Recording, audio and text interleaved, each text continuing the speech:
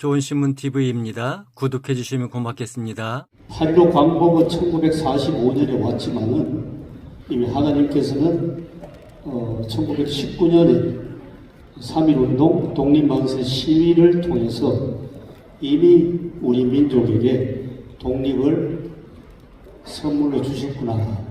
그걸 저도 같이 공감했습니다.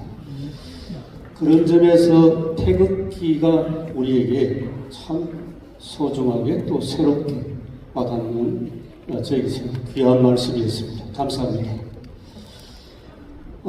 그리고 또 하나 더 좀 보태면 우리 대표회장님 권순홍 목사님 말씀 중에서 서울 독립선언서를 작성한 최남선 이분을 말씀하셨는데요. 조금 제가 좀 말씀을 보태야 될 것 같습니다. 어떤 내용이냐 하면 그 당시 1919년 당시에는 최남선 씨는 아주 새파란 젊은 사람이었습니다. 그 말이 무엇이냐 하면 최남선 그분이 그때만 해도 우리나라에서는 지도력을 갖추지 못했다는 겁니다. 그럼 누가 이 최남선 이분으로 하여금 당신이 독립선언서를 쓰시오 했지 않겠습니까? 그분들이 우리 한국 그 당시 장로교회의 아주 중요한 세 분의 어른입니다. 제 그분을 좀 소개하겠습니다.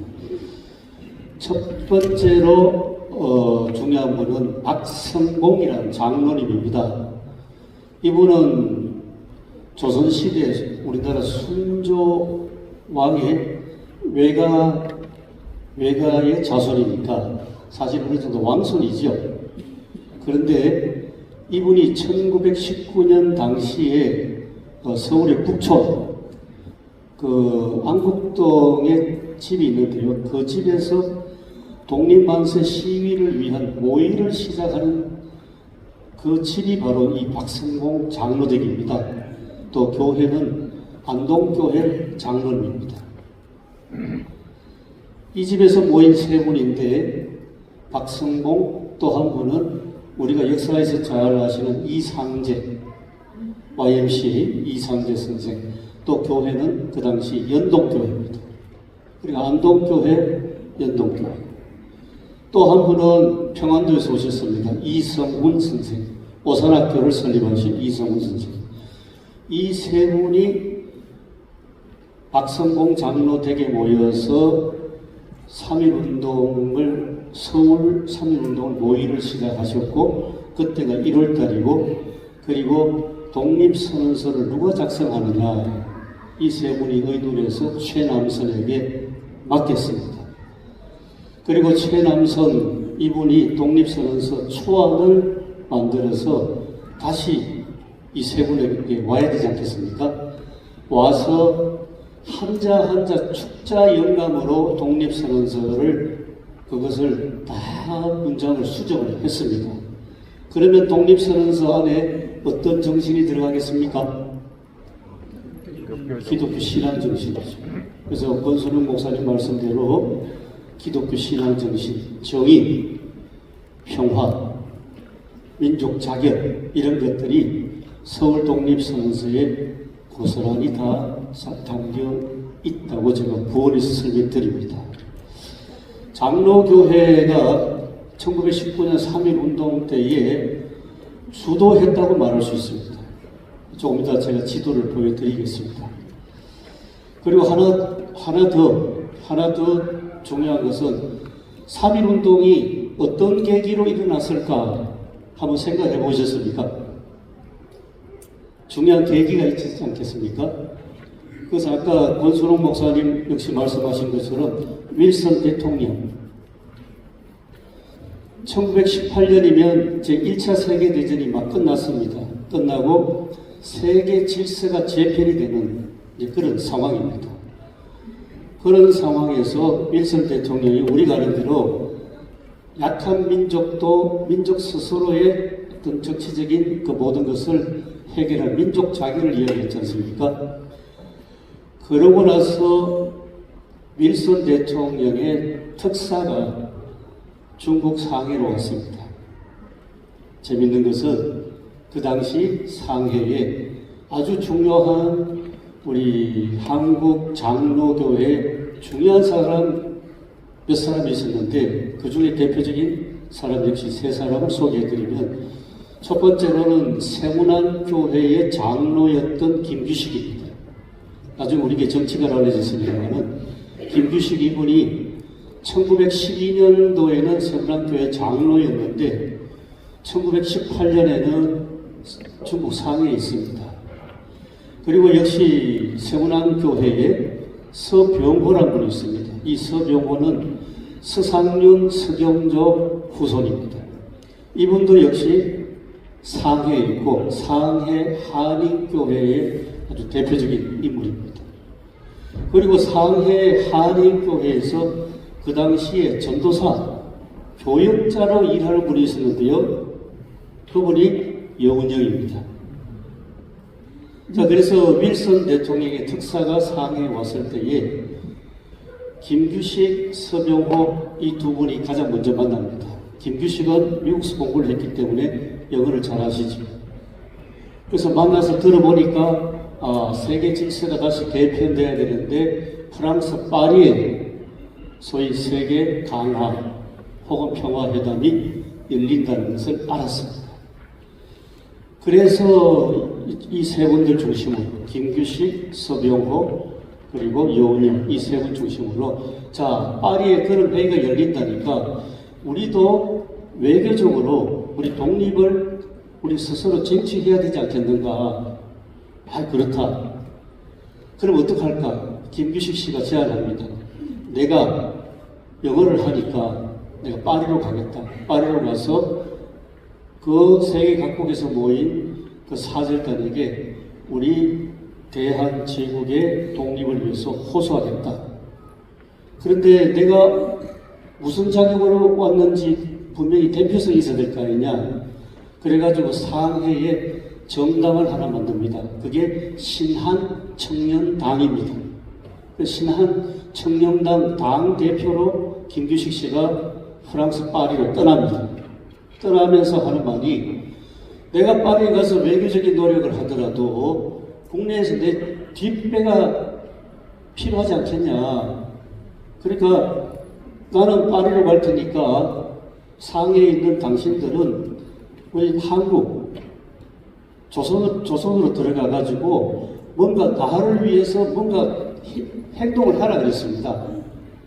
그래가지고 그 당시 상해에 있던 사람들 중에 선웅이라는 분은 저기 평안도로 왔습니다. 평안도에 가서 우리가 잘 아는 길선조 목사, 또 이성우 선생, 기타 등등 이런 분들을 만나면서 이제 3.1운동을 그 의사를 모의를 하죠.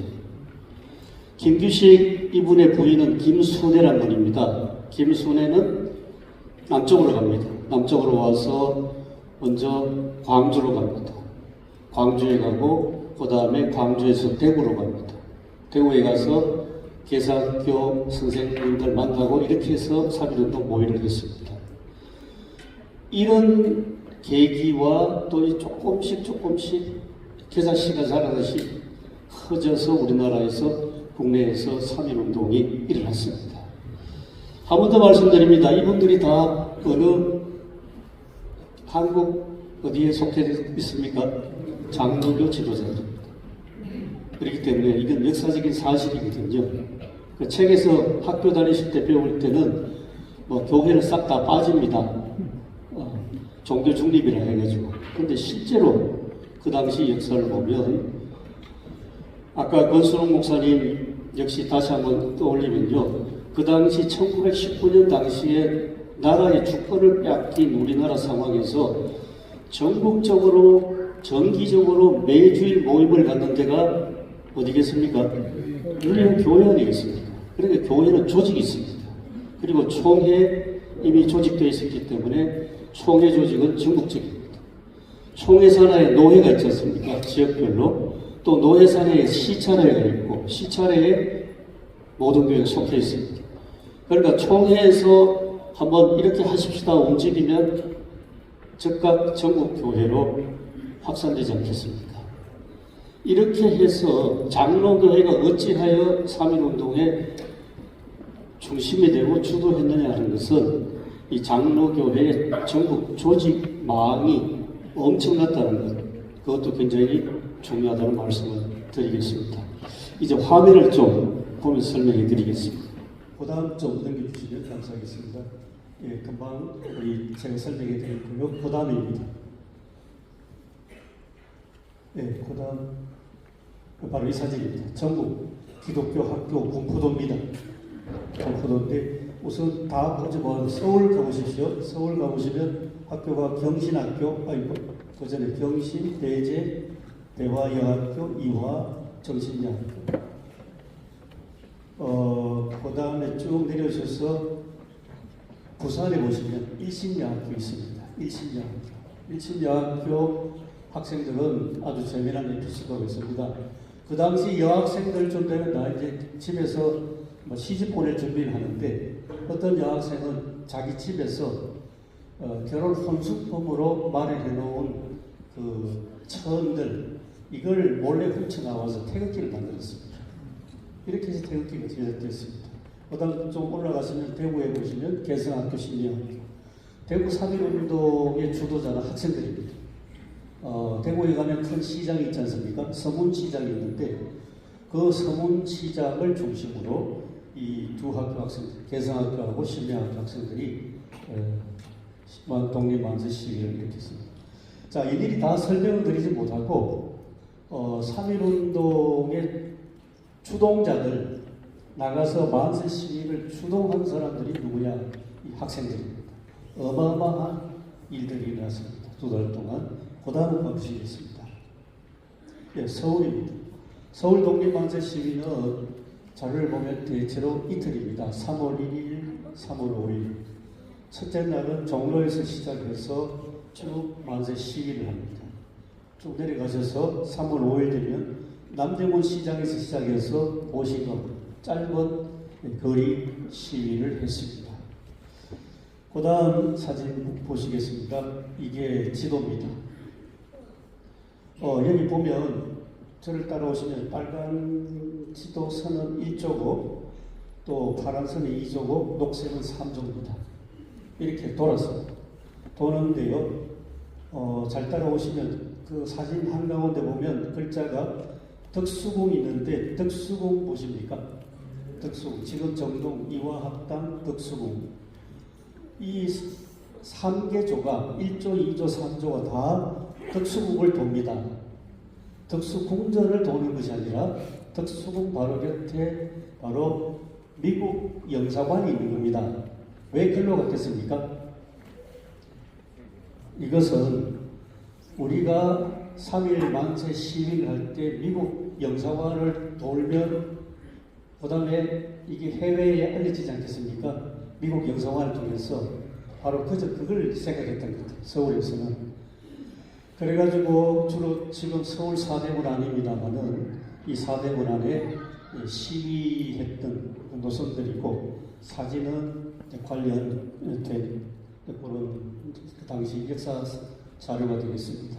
다음 사진 보시겠습니다. 예. 이게 사진으로 그 당시 3.1운동의 배경 중에 하나입니다. 고종 황제가 덕수궁에 사시다가 별세했습니다. 그래서 전국적으로 사람들이 모여들고 슬프지요. 우리 황제가 왜 돌아가있을까? 그때 소문이 났습니다. 일본이 고종 황제를 독살했다. 독살설이 퍼졌습니다. 근데 재밌는 것은 고종 황제가 커피를 아주 좋아하셨답니다. 커피에 독약을 탔다는 그런 설이 있습니다.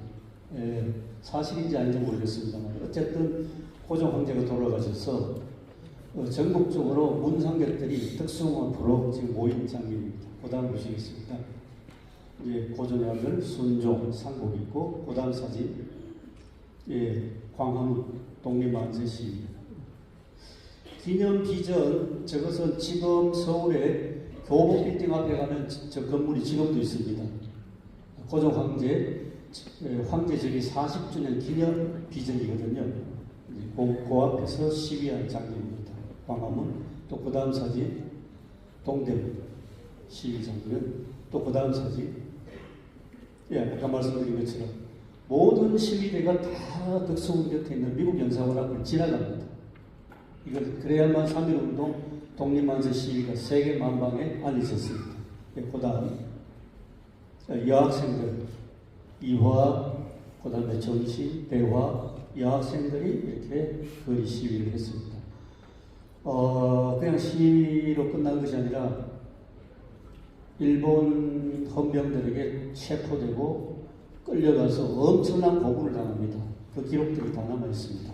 예, 그 다음 비폭력 평화 절대로 폭력을 써서는 안 된다는 원칙이 그 다음 보시겠습니다. 기독교인 시위 행동 강령이 있습니다. 이 참 재미있는 내용입니다. 우리가 일본 식민 지배에서 벗어나는 해방인데, 근데 일본 사람 만나면 절대로 욕하지 말고 돌 던지지도 말고 주먹으로 때리지 마라. 철저하게 비폭력, 평화 시위. 그 다음에 우리는 기독교인이니까 기도하면서 시위를 하는 겁니다. 매일 성경을 읽는데 있습니다. 월요일은 이사야 10장, 화요일은 예레미야 12장, 수요일은 신명기 28장, 목요일은 야고보 5장, 금요일은 이사야 59장, 토요일은 로마서 8장. 기도하면서 하는 듯도 못하면 평양에서 독립만세 3.1운동 시위가 일어났을 때 장대현 교회가 중심이었습니다. 장대현 교회에서 예배 드리고 나서 독립만세 시위로 들어갔습니다. 평양에는 그렇습니다. 그 다음 넘어가겠습니다. 일제 헌병 경찰의 시위 진압은 우리 한국 사람들은 비폭력 평화 시위인데 야만적 폭력 체포 구타 살상 연행 취조 고문 징역 엄청난 이 폭력을 행사했습니다. 예, 그 다음 사진 일본 기마병, 그 다음 사진 시민들 위협하는 경찰들, 그 다음 사진 서울 용산 사령 지금 미군들이 있죠. 사령 경계 근무를 하고 있고요. 그 다음 사진 법정으로 끌려가는 시위자들, 또 그 다음 사진 3.1운동 주모자들이 사형장으로 지금 끌려가는 장면입니다. 그 다음 사진이 좀 더 참혹합니다. 처형당한 사진입니다. 총살당. 그러니까 철저하게 폭력으로 시위를 진압한 일본이었다. 그렇게 정리해드리겠습니다. 자, 그 다음 보시겠습니다. 선교사들 가운데 모구리 선교사, 평양 선교사인데요. 이분은 평양 시위하는 학생들, 숭실한 학생들을 도와줬다고 해서 연행됐습니다. 미국에서 난리 났습니다. 그 당시 의회에서도 굉장히 문제가 됐는데 그 당시 38살 선교사 모구리가 저렇게 체포되는 장면입니다. 그 다음 우리 교단 장로교 그때는 합동이니 통합이니 고신이니 교단이 없지 않습니까? 다 똑같은 하나의 장로교인데요. 교단 총회 회의록에 3.1운동이 이렇게 보고서로 기록되어 있는데 오늘 잠시 보시겠습니다. 우선 총회 회의록 보면 경성 서대문 감옥에 갇혀 있습니다. 누가? 전 총회장 김선두, 정경선이, 한태영, 길선주 이분들이 감옥에 갇혀 있으니까 위문하고 같이 면회를 하겠습니다. 그것이 기록이 되어 있습니다. 그 다음 함남노회, 함경남도 노회 성진함흥 원산 지역에 빨리 읽어보겠습니다. 3월 3일 지역교회 교인들, 학교 학생들이 독립만세 참가했고 많은 사람들이 체포 구속되고 악형으로 고문당하고 함흥 감옥에서 복역하는 경우는 26명인데 이 중에 여학생이 2명입니다. 지역 기독교 학교들은 독립만세 사건으로 몇 달 휴학했다가 다시 개학했습니다. 이게 보고서입니다. 노회 보고서. 그 다음 보시겠습니다. 평남 노회입니다. 평양, 대동군, 기타 등등 굉장히 큰 노회인데요. 노회 소속 학교가 67개인데 봄에 일어난 독립만세 참여를 하면 가을인데도 개학하지 못한 학교들이 있고 노회 산하 교회들 역시 한동안 예배당 폐집이 금지됩니다. 예배도 못 드렸습니다. 헌병과 경찰이 학교와 교회 유리창과 집결 가구를 마구 파손하고 현재 수감된 교인은 208명이고 감옥에서 태형 90대 맞은 교인이 47명. 태형 90대 맞으면 죽는답니다. 30대만 맞아도 엉덩이 일어날 수가 없다. 그래도 90대. 경찰서 주재소에서 태형 29대 맞은 교인이 68명, 총상당하여 사망한 교인이 12명, 총이나 칼에 부상당한 교인, 악정을 당한 교인은 80명입니다. 노예 보고서. 그다음 노예 보시겠습니다. 평남노예 조만식 선생 공판 기록입니다. 그때 집사님입니다. 조만식 집사. 예, 그다음 경북노예 금정봉 독립만세 사건으로 피해당한 교인이 300명인데 이 중에서 사망자가 4명이고 현재 복역 중인 자가 190여 명인데 구류당한 자가 90여 명, 태형당한 자가 10여 명. 남자 중학교, 대성학교, 여자 중학교, 신림학교 역시 이 사건으로 고난받았습니다. 경북노회 보고서. 보다 보시겠습니다. 태형이 이렇습니다.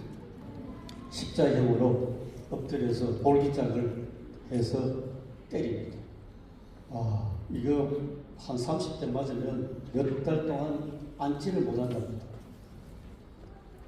예, 그 다음 전남노회 금년봉 독립만세 사건으로 장로, 조사, 교인 그리고 남녀 학생들이 체포, 수감되었으나 감사하게도 사망한 자가 없었고 그동안 구금되었다가 훈련한 사람들이 많아요. 이 사건으로 체포 구금돼서 옥고를 치른 자 목사 2명, 김창국, 윤칠명 목사, 장로 5명, 당궁협, 리문옥, 최흥종, 국치목, 곽우영, 조사 3명, 김광시, 오석주, 한익수.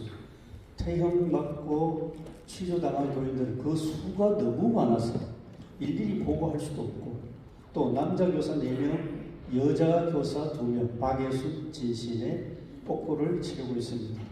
남자 학생 20명, 여자 학생 17명이 복역 중에 있습니다. 그러니까 3.1운동을 누가 행동적으로 앞장섰냐 학생들이라는 것을 이 노회 보고서가 얘기해 주겠습니다. 네, 그 다음 보시겠습니다. 네, 이제 마지막입니다. 다시 한번 3.1운동 개요로 정리해서 마치겠습니다.